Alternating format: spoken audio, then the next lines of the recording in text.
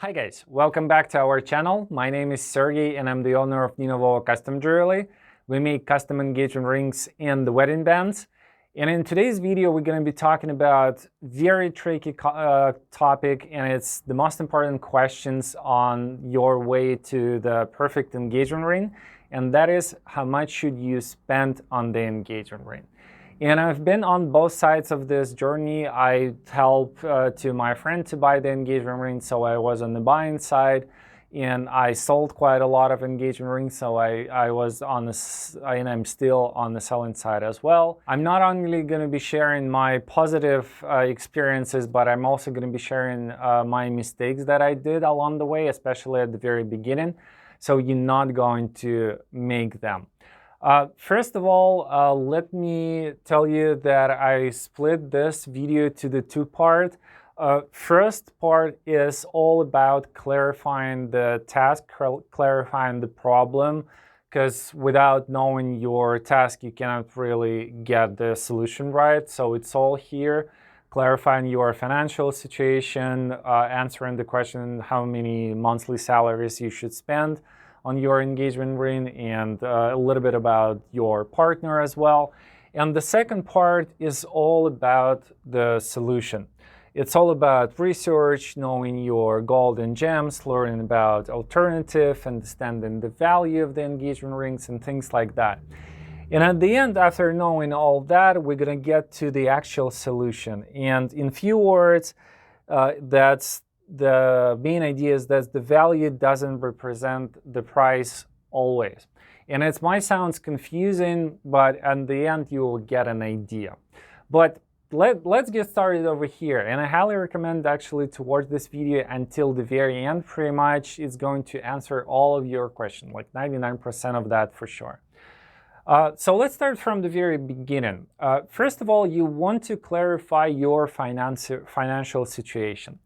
And I know it might sound like we all know our financial situations until we actually sit down and write everything down. You want to use some sort of apps. For example, I'm using Mint and things like that. And you want to figure out how much you're actually making, how much you're spending, what's your worth. So what is your worth? Basically, what is your assets minus liability and things like that.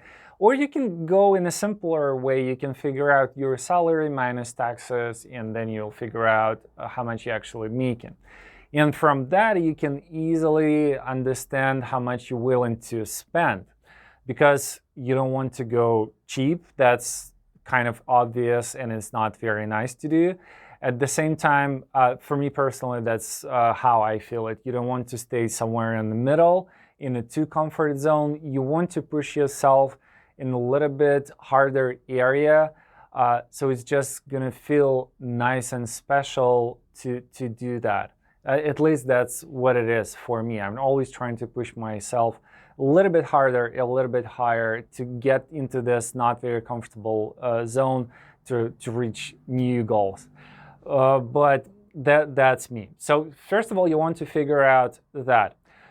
Then you want to understand, and that's very important, and lots of people get confusing with that. You want to understand that you don't want to spend 2 or 3 monthly salaries on your engagement ring. This phrase comes from the De Beers advertising that they heavily used in 1920s, somewhere there.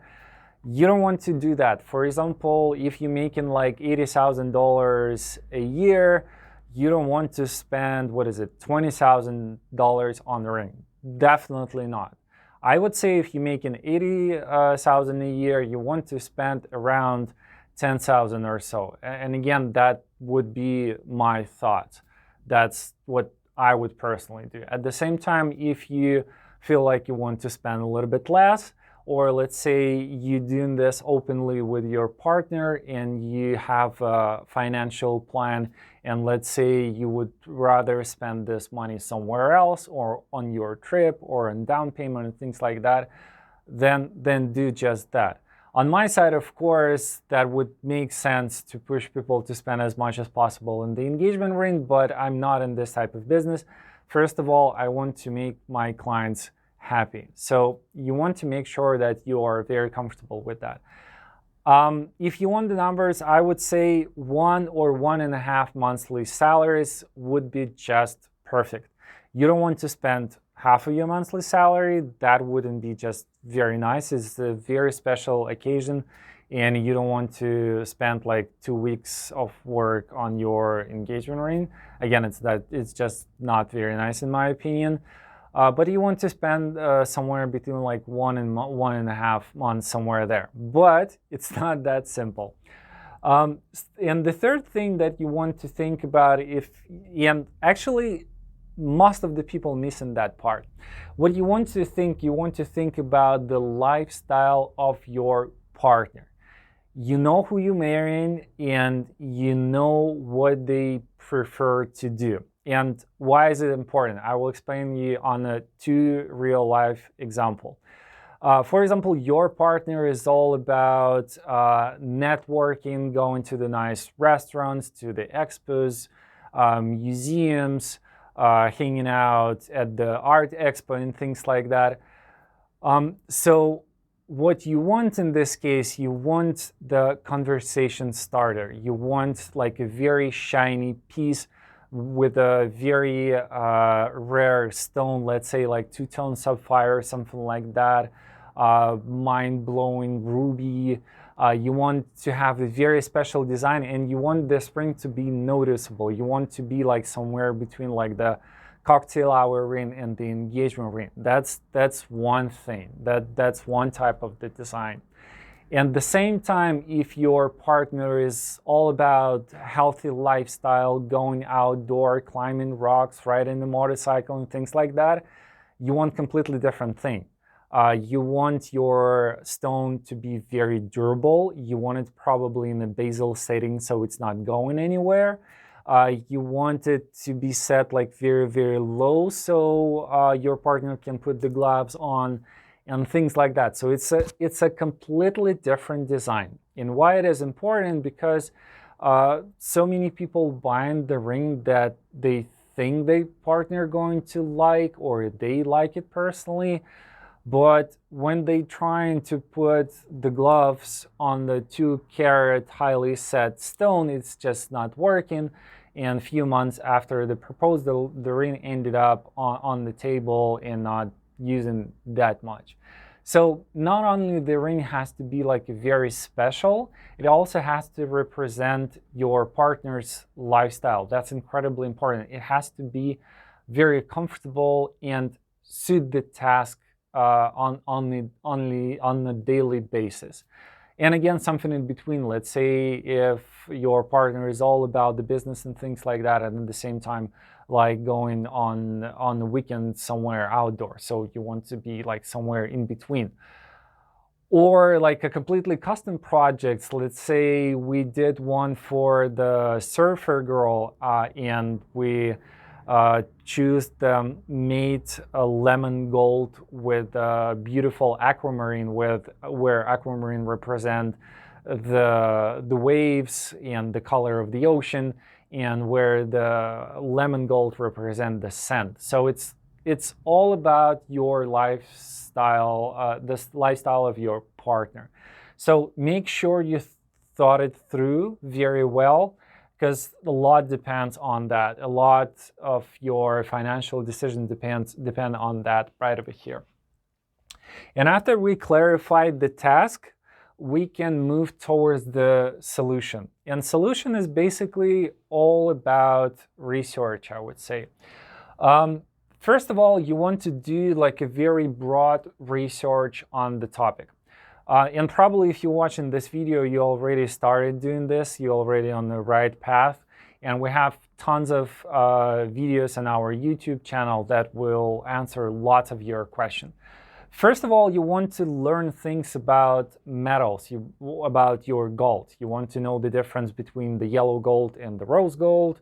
You want to know the difference between 14 karat and 18 karat. You want to know the difference between white gold and the platinum, and why you have to choose one or the other. You want to know all that. You want to know the allergy reactions, if your partner has them. and how to avoid them with a certain gold and things like that. You also want to learn about the gems, and you want to learn the basic things about sapphires, emeralds, aquamarine, and things like that. You want to be aware that there's tons of other stones out there. And with that, we go into the second question, is that you want to learn about the alternative gemstones. Of course, when you're going to start your journey, you're going to see this advertising with the diamond engagement ring. And that's because this company has more budget and you will see their advertising first. But also you have to understand that the diamond is not rare. It's 90 or 95% of the engagement rings are made with the diamond. There's tons of them. They are not rare. They are always available, and they are just too common and might be not very special. And especially if you're watching this video, that means that you're thinking outside of the box and you want to go somewhere else and look at it. Even if you would return to the diamond at the end, you still want to be aware of the other alternative. And also one thing I want to add that the diamond is not really that traditional as advertising might want you to think. Because all the way until 1920s, tons of the engagement rings, starting from the 14th century, were made with sapphires, emeralds, rubies, aquamarines as well, and tons of other stones. And you can clearly prove that by looking at the jewelry collection of the British royal family, French royal family, Russian, and other rings, even throughout the high society of that era. Also, very little clue to that, before the electricity was invented and all these polishing processes become normal, the diamond under the candle light is just a very boring piece of glass, really. And if you want to go somewhere and dance with the champagne and stuff and you're wearing the diamond engagement ring, it's not very impressive. It's not going to look like very nice in 19th century. What you want to wear, you probably want to wear like a very red ruby or the very deep blue sapphire or things like that. So they really become common only in 1920s. So if you really want to be traditional and you don't want to follow the advertising stuff, you want to go with different gemstones, like Princess Diana wearing the sapphire for a reason. So again, what you want to learn about the alternative. And there is the alternative that costs as much as the diamond, rubies, sapphires, and emeralds, or even more. But there is a little bit more affordable, much more affordable alternative, like two-tone sapphires, a little bit lower quality, but still very nice sapphires. There is aquamarines, there is opals, there is salt and pepper diamonds. There is morganites, one of my favorites. They look like a pink diamond, but cost way less.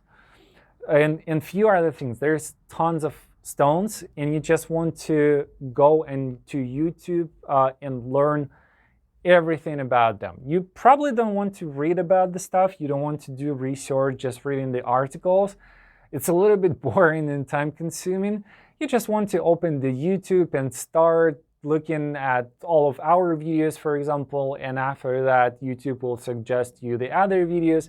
And you want to spend like 2 or 3 weeks researching things. You're not going to become the gemologist or jeweler at the end of that, but you would know so much more, and you would know all of your options, and that would be, and your decision at the end would be much better than if you wouldn't know anything about it. So after you learn everything about the alternatives, you want to understand the value of the engagement ring. You would understand the value of the engagement ring after knowing everything, actually. And what do I mean by that?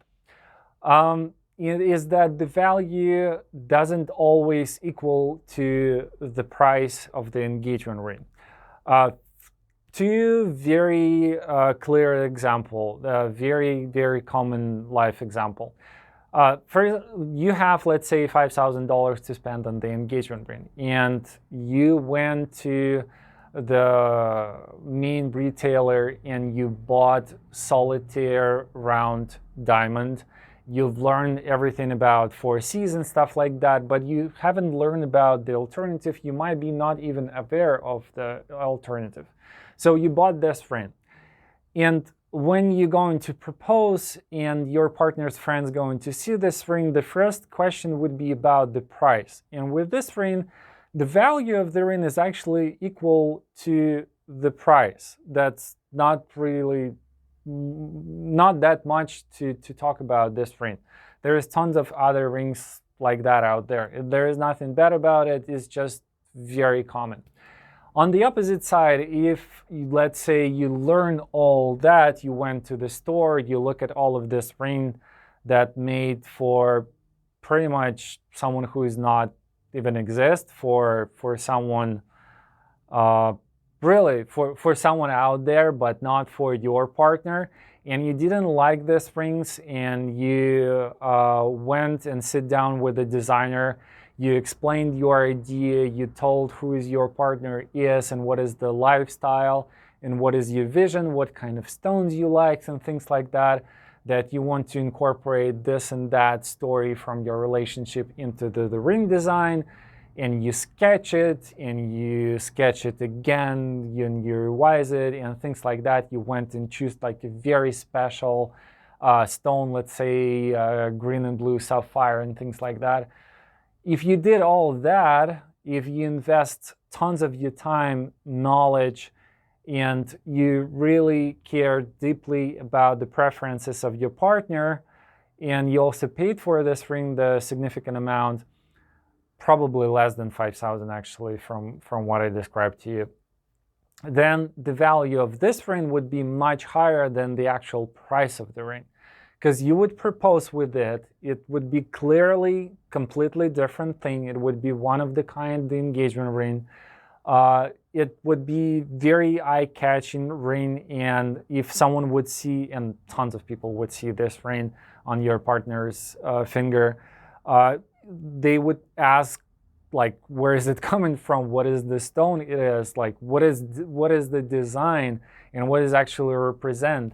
And your partner also going to have all these sketches that you did with the designer. They're going to have this 3D model, the video from the production photo and things like that. There is a story behind this ring. There is a story that basically is screaming that you care so deeply and you understand your partner so deeply that you just didn't go to the store and settle on whatever is available. You couldn't find the ring that's special enough for your special partner. So you can feel that is completely different story. There is completely different value in this. So, and with that, what I want to say is that, again, the value doesn't equal the price. And you not really want to think about how much you want to spend on the engagement ring. You want to think how much value you want to put into the ring. I know that might be a little bit confusing and you don't really know where to start, but start talking with your partner's friend, family, start learn a little bit more. Try to think where you like to travel, look through the Pinterest board, the Instagram and everything. Again, learn as much as possible, and everything, I mean, you're gonna get some sort of mess in your head in the first like week and a half, but then everything would start getting together, and especially when you start working with the designer, that's our first stage, by the way. We start working always with the designer and doing the sketches, because it's just much faster. We can do like 1 or 2 sketches a day and quickly exchange emails with our customers. So when you start that, everything would start getting together in a very nice form. and your ideas would be visualized in a very nice manner. So again, figure out all of your financial situation, figure out who your partner really is and what they like. And again, I want to go back a little. When you're gonna have this custom piece, whatever is happening in your life, maybe you're gonna get to the hard times and things like that. When your partner is going to look at this ring, your partner will be like, well, there is so much thought, there is so much effort in this ring. It's so special. It's actually super, super valuable. It means something. Whatever is going, we've been there and we can go further.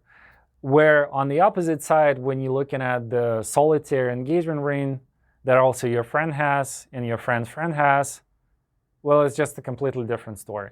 So I just want to say that really think everything through very well.